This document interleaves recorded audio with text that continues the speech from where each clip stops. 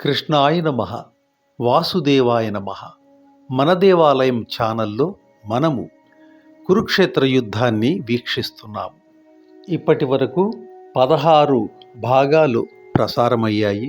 ఈ 16 భాగాలను చూడనటువంటి వారు మన దేవాలయం ఛానల్లోకి వెళ్ళి ప్లేలిస్టులో వీటిని చూడవచ్చు.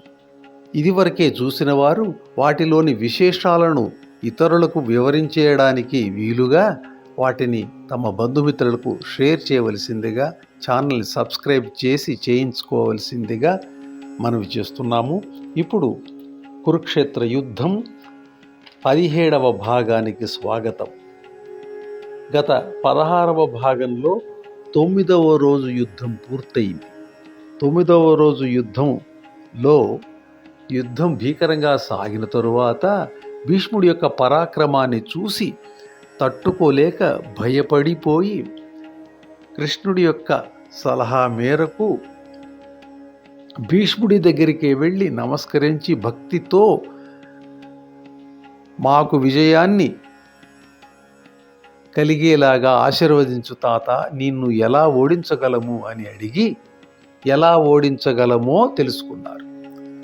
మరి భీష్ముడు చెప్పాడు, ఇలా చేస్తే నేను ఓడిపోతానని. ఏం చెప్పాడు భీష్ముడు? అది తెలుసుకోవాలంటే ఈ వీడియోని, ఈ భాగాన్ని మీరు పూర్తిగా చూడండి.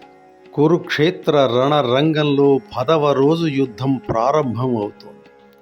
అది సూర్యోదయ సమయం. పాండవులు అమితోత్సాహంతో యుద్ధానికి సిద్ధమై వచ్చారు. ముందుగా శిఖండి, అతనికి 2 పక్కల భీమార్జునుడు, వెనుక అభిమన్యుడు, ద్రౌపదీయు, వాళ్ళకి 2 వైపులా చేకితానుడు, సాత్యకి, వాళ్ళ దగ్గరలో దృష్టద్యుమ్నుడు, ఇతర పాంచాల రాకుమారుడు, వాళ్ళ వెనక ధర్మరాజు, అతని పక్క కవలం. వీళ్ళ సైన్యాల్ని పొదువుకుని విరాటుడు, ద్రుపదుడు, కేకయ పంచకము, దృష్టకీతుడు ఇలా సిద్ధమై బయలుదేరారు పాండవ సైన్యం. ఇక మన వైపు ముందుగా భీష్ముడు, అతని చుట్టూ నీ కొడుకులు ద్రోణుడు, అశ్వత్థామ వాళ్ళకి ఇరుప్రక్కలా ఉన్నారు.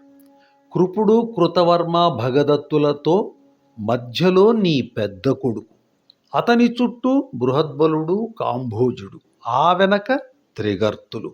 ఇలా మన కౌరవ సైన్యం తయారై బయలుదేరింది. దిట్టమైన వ్యూహాలతో 2 సైన్యాలు కదిలినాయి. దేవాసుర సమరంలా భీకర రణం మొదలైంది.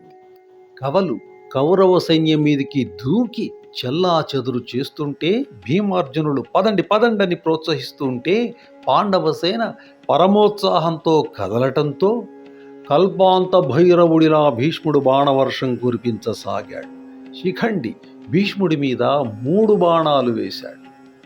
భీష్ముడు శిఖండి వంక చూడకుండానే ఇలా అన్నాడు, శిఖండిని బ్రహ్మ నిన్ను ఆడదానిగా పుట్టించాడు. ఇప్పుడు మగవేషం వేసుకొచ్చినంత మాత్రాన నీతో నేను పోరతానా? నువ్వు 1000 బాణాలు వేయి, నవ్వేస్తానే తప్ప నీ మీద విల్లు ఎక్కుపెట్టను.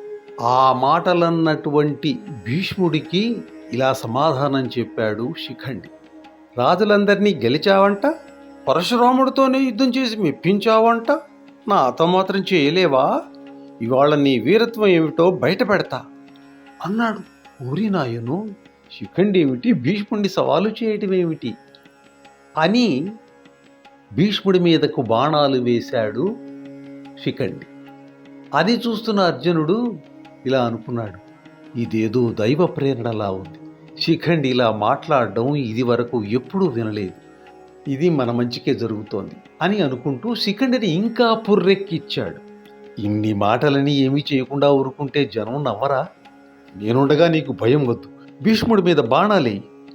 అయితే భీష్ముడు పక్కకు తొలగి పాంచాల బలాల మీదకి దూకాడు. అర్జునుడు కౌరవ సేనని కార్చిచ్చులాగా కాల్చటం మొదలుపెట్టాడు. నీ కొడుకు దైన్యంగా భీష్ముడికి మొరపెట్టుకున్నాడు. మన సేన ఎన్ని తిప్పలు పడుతుందో చూస్తున్నావా? దానికి సమాధానంగా భీష్ముడిలా అన్నాడు, 10,000 మంది దొరల్ని చంపుతానని నీకు మాట ఇచ్చా, అది నిలబెట్టుకున్నా. ఈరోజు యుద్ధం చేస్తుంటే నేనో పాండవులో ఇవాళ్టితో తేలిపోయేటట్టు కనిపిస్తుంది. అయితే వాళ్ళ దైవబలం ఉన్నవాళ్ళు. నాలాంటి ఒక మనిషి చేతిలో చస్తారా? ఏదేమైనా కానీ నా చేతుల యొక్క బలం చూపిస్తా చూడు అంటూ పాండవ సేనా వనాన్ని ఈ వైపు నుంచి తను కూడా కాల్చటం మొదలుపెట్టాడు. తరువాత అర్జునుడు శిఖండితో ఇలా అన్నాడు.